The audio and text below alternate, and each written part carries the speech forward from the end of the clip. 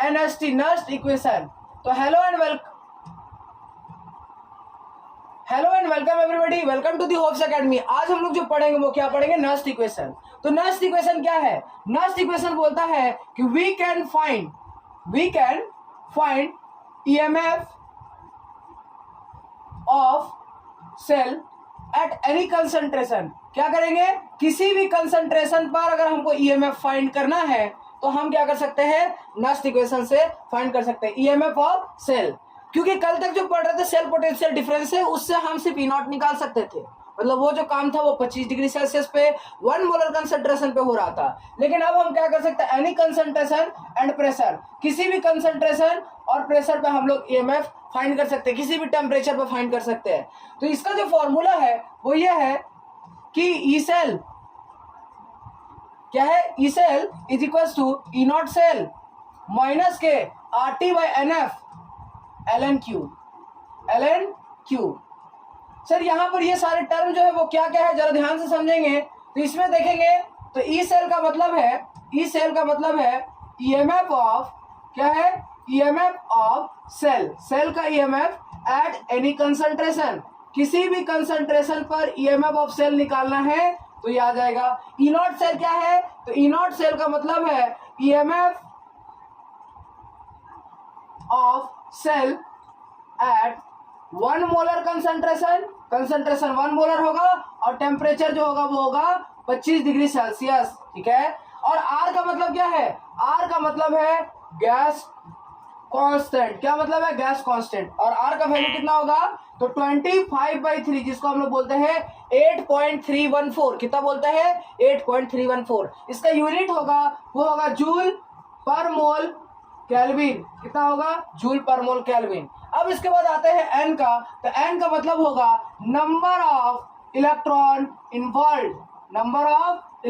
Involve, जिसको हम लोग क्या बोलते हैं? N फैक्टर बोलते हैं। इसी को हम लोग N फैक्टर भी बोलेंगे। ठीक है। इसके बाद F क्या है? तो सर F का मतलब है फैराडे कांस्टेंट। क्या मतलब है?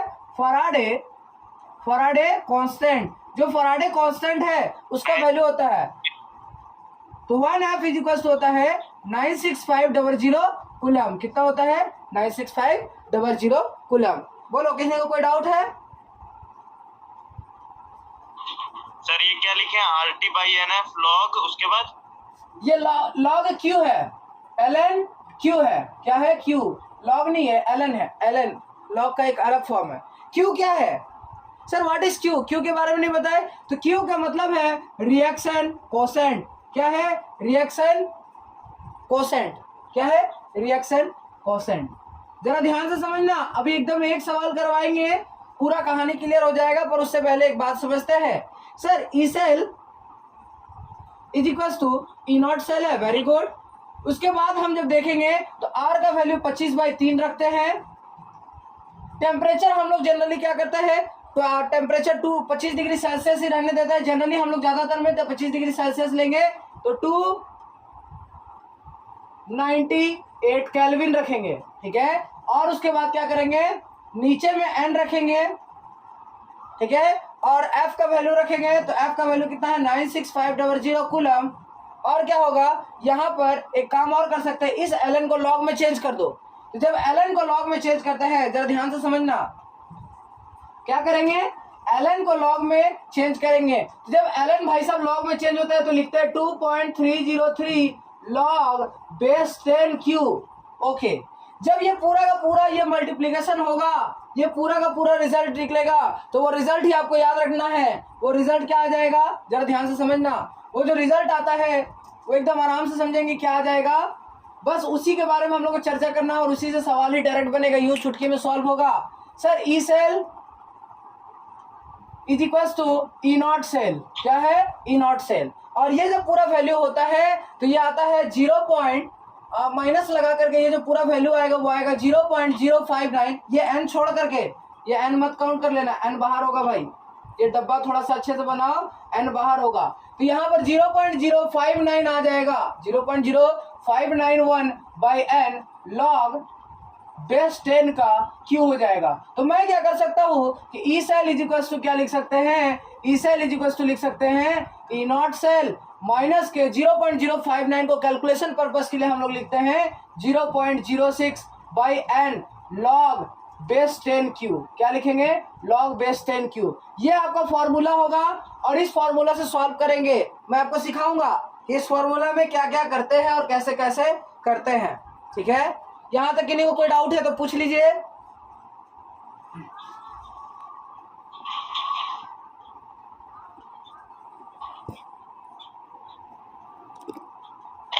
Have any doubt? किसी को डाउट है? No sir. No sir. चलिए आगे बढ़ता हूँ। जब मैं आगे बढ़ा तो सर मेरे से सवाल पूछा गया था, पहली बार जब मैं पढ़ा रहा था तो मुझसे सवाल पूछा गया था कि ये क्यू कैसे निकालते हैं सर। तो ये वही क्यू है जो इक्विलिब्रियम में पढ़ के आए थे, पर थोड़ा सा डिफरेंट है यहाँ पर। तो ये क्यू कैसे निकालेंगे जरा ध्यान से समझना। क्यू कैसे निकालते हैं? लेट अस सपोज करते हैं कि एक हमारे पास रिएक्शन है अल्फा ए प्लस के beta B gives to gamma C plus के डेल्टा डी। ये दे दिया भाई, ये एक है। इसमें जो अल्फा है, बीटा है, गामा और डेल्टा, ये सबको पता होता है कि इसको स्टोइकियोमेट्रिक कोएफिशिएंट बोलते हैं। आए होंगे सॉल्यूशन मोल कॉन्सेप्ट में पढ़ के। सर यहाँ पर जब हम क्यू लिखेंगे तो यहाँ पर सबसे पहले मेरे को स्टैट मैटर करेगा। अल्फा को मान लेते हैं गैस है। अल्फा को क्या मान लिए? अल्फा को मान लो, लेट अस सपोज अल्फा को सॉलिड मान लो, बीटा को गैस मान लो, गामा को भी गैस मान लो, और डेल्टा को क्या मान लो? डेल्टा को हम लोग क्या मानेंगे? देखो बीटा को हम लोग एक्वस मानते हैं। क्या मानेंगे? एक्वस। और अगर गामा को भी सी को भी हम लोग क्या मानेंगे? एक्वस। और डी को हम लोग मान लेते हैं गैस है। जरा ध्यान देना, अगर मुझे इसका क्यू लिखना होता है तो कैसे लिखते हैं? इक्विलिब्रियम चैप्टर में पढ़ाया गया था कि कंसंट्रेशन ऑफ सी का पावर कोफिशिएंट, कंसंट्रेशन का सी कोफिशिएंट ऐसा तब लिखेंगे जब फेस हो एक्वस। अभी बताएंगे। जब तुम्हारा फेस गैस हो तो यहां पे लिखेंगे पार्शियल प्रेशर ऑफ डी। क्या लिखेंगे? प्रेशर ऑफ डी इनटू का पावर डेल्टा अपॉन में नीचे लिखेंगे, सॉलिड का नहीं लिखते हैं, और बीटा लिखेंगे तो बी का पावर लिखेंगे बीटा। तो क्या लिखेंगे? अगर गैस फेज हुआ तो प्रेशर लिखेंगे। क्या लिखेंगे? प्रेशर। और अगर सॉलिड फेज हुआ तो कुछ नहीं लिखेंगे, सॉलिड में कुछ नहीं लिखेंगे। और अगर गैस एक्वस फेज हुआ तो एक्वस फेज में क्या लिखेंगे? कंसंट्रेशन लिखेंगे। क्या लिखेंगे? कंसंट्रेशन। क्या लिखेंगे? कंसंट्रेशन। ठीक है, क्या लिखेंगे? कंसंट्रेशन। सही है सर ये वाला फिर बताइए। बोलो अल्फा ए। देखो जैसे कि मैं यहाँ पर देखूंगा ये फेज एक्वस है, ये गैस है, ये एक्वस है, ये सॉलिड है। मेरे को बात से समझना है कि जो एक्वस होगा उसका कंसंट्रेशन लिखेंगे। तो एक्वस कौन था? सी और बी। अब यहाँ पर देखो इक्विलिब्रियम कांस्टेंट मतलब ये क्यू कैसे लिखते हैं? तो सबसे पहले प्रोडक्ट को लिखेंगे। ऊपर में प्रोडक्ट है तो कौन कौन प्रोडक्ट था? सी और डी। तो सी प्रोडक्ट एक्वस है तो सी में मतलब ऐसे डब्बा लिखे, डब्बा का मतलब हो गया कंसंट्रेशन। इसका कोएफिशिएंट लिखेंगे। कोएफिशिएंट क्या है? गामा। सही है, कोएफिशिएंट गामा। ये जो डी है इसको डी नहीं लिखे, यहाँ पर पार्शियल डी लिखे हैं। इसका मतलब ये हो जाएगा कि partial pressure of D, D का पार्शियल प्रेशर का कोएफिशिएंट डेल्टा। अपॉन में क्या लिखेंगे? बी। बी क्यों लिखे हैं? क्योंकि रिएक्टेंट में आगे सबसे पहले ऊपर प्रोडक्ट लिखाएगा, नीचे रिएक्टेंट लिखाएगा। रिएक्टेंट में बी लिखेंगे सबसे पहले। बी का पावर क्या लिखेंगे? बीटा। बी का पावर बीटा क्यों लिख रहे हैं? क्योंकि बी जो है वो एक्वस फॉर्म में है, इसीलिए। जो सॉलिड फॉर्म होगा वो नहीं लिखाएगा, इसीलिए सॉलिड में नहीं लिखाएगा। गैस में प्रेशर के फॉर्म में लिखना और एक्वस को कंसंट्रेशन के फॉर्म में लिखना है। आई होप समझ में आ रहा होगा। सही है। और ये कितना दिया हुआ? 0.02 मोलर। ध्यान से सुनना, जैसे क्वेश्चन में ये लिख दिया ना मैं समझ जाऊंगा कि इसमें तो नॉट इक्वेशन लगने वाला, क्योंकि कुछ भी अगर कंसंट्रेशन दिया हुआ हो और वो 1 को छोड़कर और भी कुछ कंसंट्रेशन होगा तो इसका मतलब कि वो नहीं होगा। जैसे यहाँ 0.1 या 0.02 है तो ये 1 को छोड़ कर है ना, कोई भी 1 को छोड़कर होगा तो उसमें नॉट इक्वेशन ही लगेगा। अच्छा, इसके बाद एक क्वेश्चन में और भी गिवन है कि ई नॉट सेल भी गिवन होना चाहिए। ई नॉट सेल जो गिवन होगा क्वेश्चन में वो कितना दिया होगा? यहाँ पर ई नॉट सेल शायद 3.17 वोल्ट दिया रहता है। बस अब जरा ध्यान से सुनो, इतना काम दे दिया ना, यूं चुटकी में सॉल्व होगा। कैसे होगा सॉल्व? जरा ध्यान दो। सबसे पहला काम क्या करना है? सबसे पहला काम करना है कि इसको हम लोग इक्वेशन फॉर्मेट में लिखना है। तो मैंने बताया था कि इसका हम लोग सेल रिएक्शन कैसे लिखेंगे। तो सर सेल रिएक्शन लिखते वक्त क्या लिखेंगे, ये भाई साहब दोनों है क्या, एनोड की कैथोड, कौन है एनोड, ये भाई साहब कौन है, ये कैथोड। तो क्या करना है, एनोड में जो लेफ्ट साइड में उसको लिखेंगे Mg, और जहां चार्ज नहीं वहां सॉलिड, चिपका डालो, ये सॉलिड फेज में होगा। फिर आगे क्या लिखेंगे, इसका Ag प्लस लेंगे, यहां पर एरो देंगे, जहां चार्ज वहां एक्वस। भाई साहब अगर ये याद नहीं हुआ तो क्या याद हुआ, फिर क्या है आगे जाएंगे तो फिर कैथोड हो गया, ये लिख लिए। फिर क्या लिखेंगे Mg2 प्लस, Mg2 प्लस लिखने के बाद क्या लिखेंगे Ag, यहां तक तो समझ में आ गया है, AgOg, ठीक है। तो ये क्या हो जाएगा, Ag हो जाएगा सॉलिड में, एक्वस में हो जाएगा ये। इसका कुछ कंसंट्रेशन दिया हुआ Ag प्लस का 0.1, और इसका जो कंसंट्रेशन दिया हुआ वो 0. क्वेश्चन में मिस्टेक लग रहा है, 0.02 नहीं होना चाहिए, 0.2 होना चाहिए, ठीक है, तभी बनेगा ये क्वेश्चन, ये तो मिस्टेक हो जाएगा, 0.2 होगा, ठीक है, 0.2। अब जरा ध्यान देना यहाँ पर, लिसन केयरफुली, इसको पहले भी हटाते हैं। ये लिख दिया हमने इक्वेशन। सबसे पहली बात मुझे क्या निकालना है, तो सबसे पहली बात मुझे Q निकालना है। क्या निकालना है, Q। तो Q कैसे निकालेंगे, अब अंशु बोलेगा कि सर ये एक्वस है, ये एक्वस है। अभी तो आप चिल्ला चिल्ला के बोल रहे थे कि Q निकालना है तो सिर्फ एक्वस लेना, सॉलिड भाई साहब तो गए, सॉलिड भाई साहब तो गए। तो यहाँ पर क्या लिखेंगे, Mg2 प्लस का कंसंट्रेशन, क्या लिखेंगे, Mg2 प्लस का कंसंट्रेशन।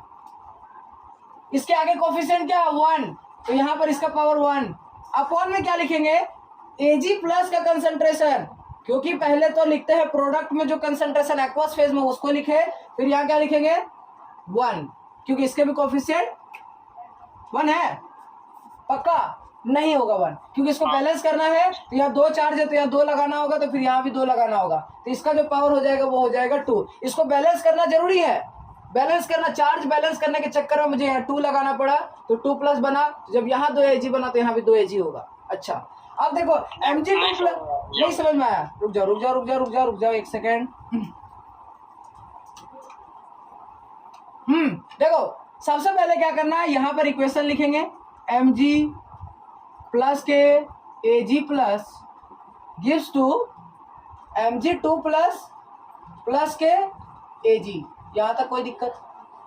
अब जरा ध्यान देना, जहां चार्ज नहीं हो वो कौन सा फेज होगा, एक्वस, जहां चार्ज है वहां एक्वस, जहां चार्ज नहीं वहां सॉलिड, सही है।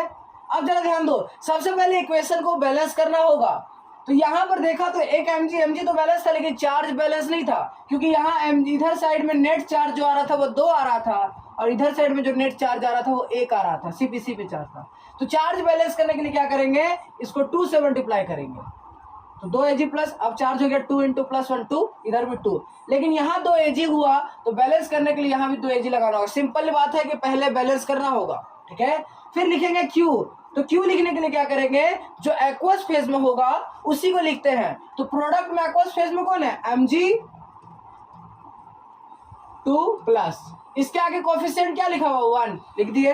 अपॉन में क्या लिखेंगे, रिएक्टेंट में जो एक्वस फेज में वो कौन है, Ag प्लस, तो यहाँ क्या लिखेंगे Ag प्लस, उसका जो पावर है कोफिशिएंट क्या है आगे, तो 2, तो 2 लगाएंगे। Mg2 प्लस का जो वैल्यू है वो क्वेश्चन में दिया होगा, Mg2 प्लस का वैल्यू जो है वो 0.2 है, क्या है 0.2 है। तो मैं क्या करूंगा, यहाँ पर लिखूंगा 0.2 का पावर 1, क्या लिखेंगे 0.2 का पावर 1, अपॉन में क्या लिखेंगे Ag प्लस, तो Ag प्लस का कंसंट्रेशन कितना है 0.1, तो यहाँ लिखेंगे 0.1, लेकिन इसका पावर क्या लिखेंगे, इसका पावर लिखेंगे 2। तो फाइनली जो मुझे मिलेगा वो ऐसा मिलेगा कि 0.2 अपॉन में क्या हो जाएगा 0.1 का स्क्वायर, जिसको हम लोग क्या लिख सकते हैं 1/10 का स्क्वायर, जिसको ऊपर लाएंगे तो क्या लिखेंगे, ऊपर लाने पर लिख सकते हैं 2 इंटू के 10 टू द पावर 3, क्या लिख सकते हैं 2 इंटू 10 टू द पावर 3, सही है। अगर ये भी नहीं समझ में आया तो इसको कैसे लिखेंगे जरा ध्यान दो। सर ये 0.2 को 2 लिख सकते हैं, नीचे हो जाएगा 10, और ये 1/10 का स्क्वायर है तो ऊपर आ जाएगा 10 का स्क्वायर। मिस्टेक, रुक जाओ। ये क्या हो जाएगा 0.2 इंटू हो जाएगा यहाँ पर 1/100, कितना हो जाएगा 1/100, सही है। सॉरी कहीं मिस्टेक हो रहा है क्या, क्वेश्चन में 20 आएगा। सही है ना? देखो तो अच्छा रुक जाओ, हाँ ठीक है ठीक है, ये 1 का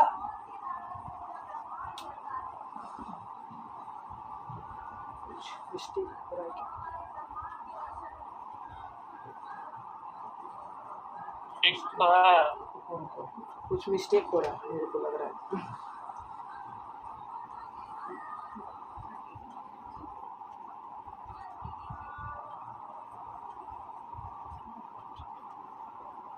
हमको लगता है कि आई गेस हम जो है वो कुछ मिस्टेक कर रहे हैं, जिसके कारण यहाँ पर आंसर गलत आ जाएगा। ठीक है, तो यहाँ पर एक काम करो, इसको रखो 0.01, अब तब सही आएगा, नहीं तो फिर मिस्टेक हो जाएगा। तो 0.01 रखते हैं, ठीक है, तो 0.01 रखते हैं। तो 0.01 रखने पर ये क्या हो जाएगा, 2/10 हो जाएगा, इंटू क्या हो जाएगा 1/0.01 को लिख सकते हैं 1/100 का स्क्वायर। क्या लिख सकते हैं 1/100 का स्क्वायर। जब ये 1/100 का स्क्वायर ऊपर आ जाएगा तो फाइनली मैं लिख सकता हूँ 2 × 10⁻3। क्या लिख सकते हैं 2 × 10⁻3। सही है, यहां तक तो ये तो क्या आ गया, ये तो क्यू आ गया। अच्छा, अब मुझे आता है एन फैक्टर निकालना, तो क्यू आ गया ना, तो मैं यहाँ होल्ड ऑन करके लिख लेता हूँ क्यू इज टू कितना आ गया 2 × 10⁻3। यहां तक देख लो, कोई डाउट की नहीं कोई है तो पूछ लो।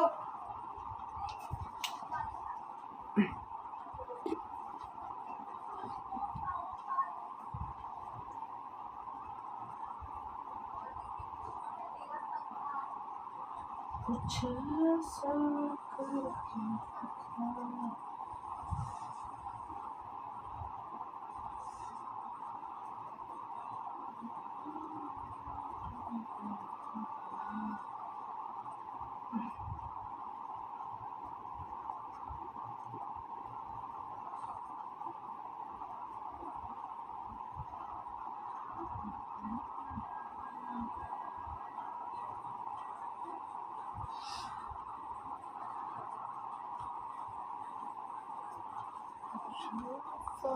करके दिखा।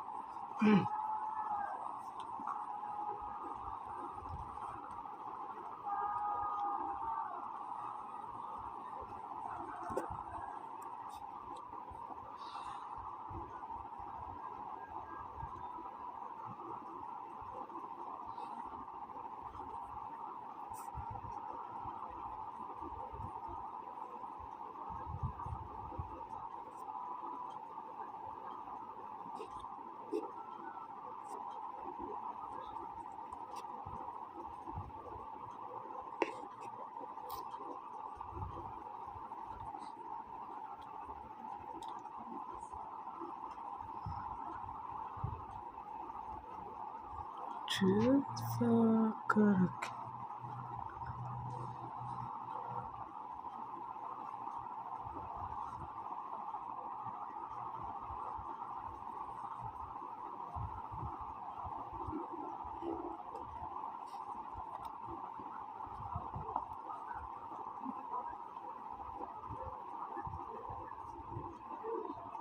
यहाँ तक क्लियर है मंजीत? कोई डाउट है? देख लो अच्छे से, देखो बढ़िया से देखो, कोई डाउट है तो जल्दी से बताओ। यहाँ तक क्लियर है मंजीत? कोई डाउट है?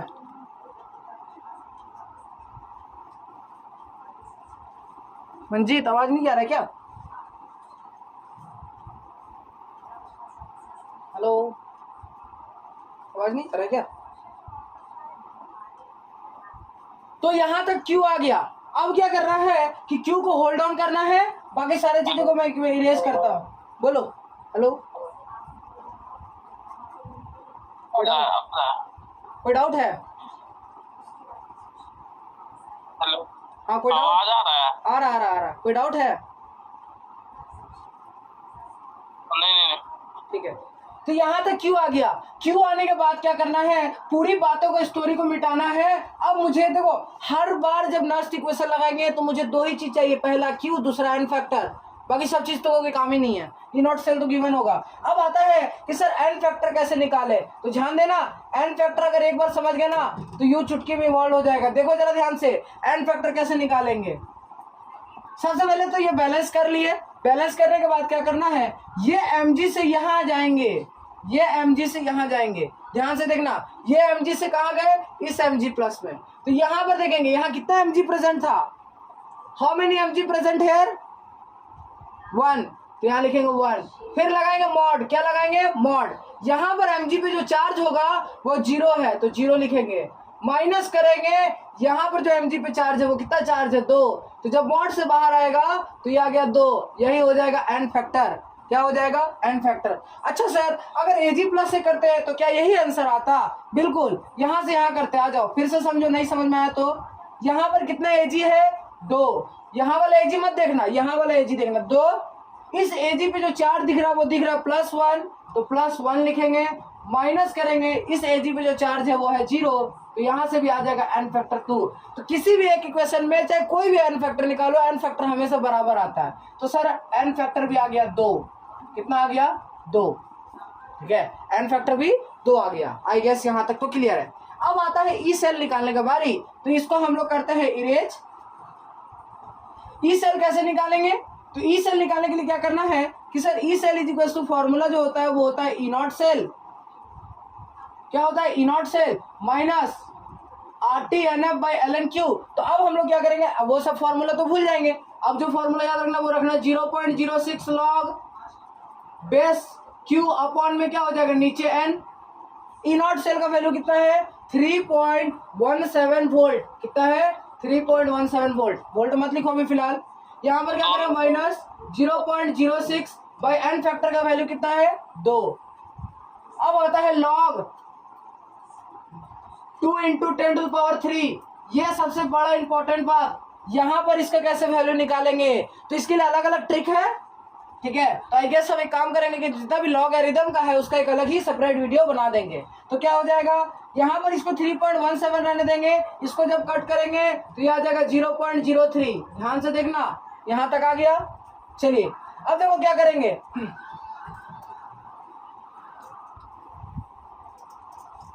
यहां तक आने के बाद अब देखना क्या करेंगे, लॉग का कुछ एक प्रॉपर्टी बता दे कि जब लॉग में कोई दो टर्म लॉग a × b रहता है तो मैं लिख सकता हूं लॉग a × b को क्या लिख सकता हूं, लॉग a प्लस के लॉग b। क्या लिख सकते हैं, दो टर्म मल्टीप्लाई होता है तो मैं लिख सकता हूं लॉग a प्लस के लॉग b।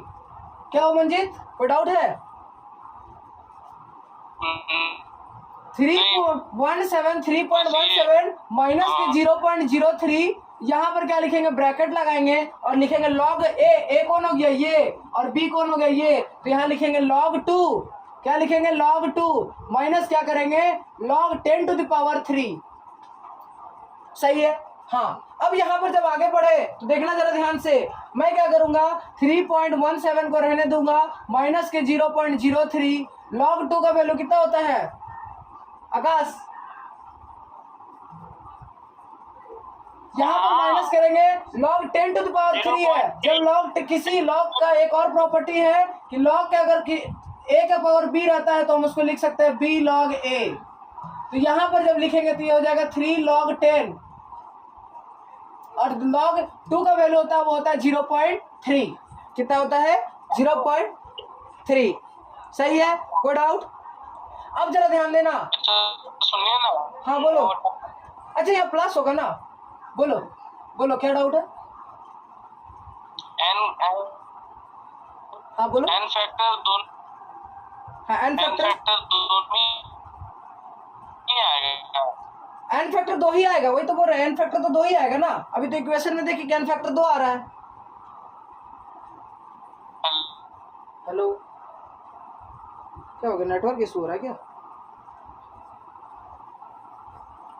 अब यहाँ पर देखेंगे तो log 10 का वैल्यू जो होता है वो 1 होता है, तो यहाँ पर लिखेंगे 0.3 प्लस के 3, तो ये हो जाएगा तुम्हारा 3.3।